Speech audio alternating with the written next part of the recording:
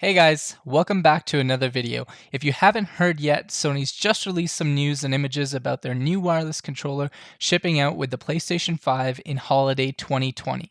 Today, I want to take you through what's changed, why they made some of the decisions that they did, and my opinions of the new controller. This news just dropped on April 7, 2020, and Sony says it's an exciting milestone for the PlayStation 5 release happening later this year. They've also told us that they've started shipping out the new DualSense controllers in their final design to game developers. These developers are currently working on implementing the new features into next generation games for the PlayStation 5. Sony emphasizes that their focus was to take many of the lessons learned from the DualShock 4, which got a lot of positive feedback from the gaming community, while also pushing the envelope in terms of technology and gaming prowess. This also means that they've kept a lot of what gamers loved about the DualShock 4 while adding new functionality and refining the design. So what changes has Sony made to a controller that's defined a generation of gaming?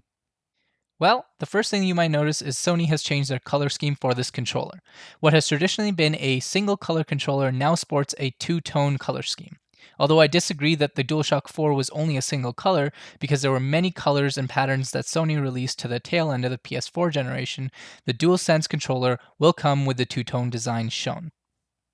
A lot of people have actually taken this idea and built on it, suggesting that the white areas on the controller could be a customization feature with many colors and designs to personalize your own controller. In the background, you can see some of the ideas that the community has come up with, and I'm really excited to see what Sony has to say about this.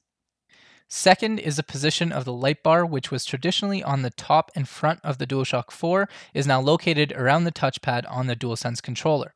Sony says that this will give the controller an extra pop and give the touchpad a slightly larger look and feel. Third is the change to the shape of the controller. Compared with the DualShock 4, it definitely looks larger and more rounded, especially when you look at the top of the touchpad and around the joysticks. The controller grips actually seem to be thinner around the bottom, which I'd be a little saddened by, but until I can feel the controller in my hands, I can't say for sure. One of the changes you might not notice at first is that there will be no share button on this controller. I know, crazy, right? But don't fret, Sony says that they will be replacing this with a create button, which will do similar functions. Unfortunately, we'll have to wait until we get closer to the PlayStation 5 release date to get more information on this new create button.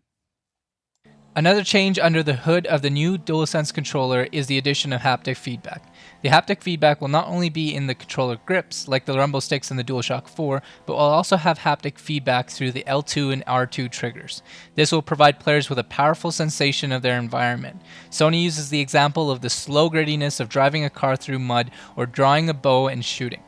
I think this will provide players with another way of immersing themselves into the games that they really love. Lastly, Sony has introduced a built-in microphone array which allows players to easily chat with their friends without a headset. One interesting thing you might see in the images of the controller is a microphone symbol with a cross through it. The small light above is probably there to let you know if the controller microphone is on or off. The small circuit below looks too small to be an audio jack, but it's hard to tell from the images Sony has provided thus far.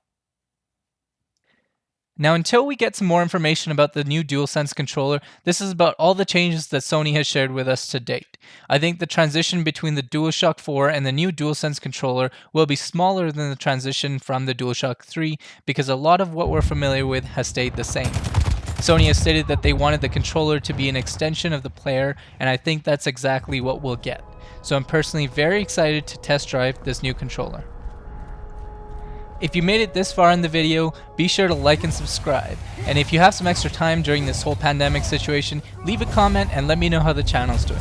I appreciate your time and thanks for tuning in. See you guys in the next video.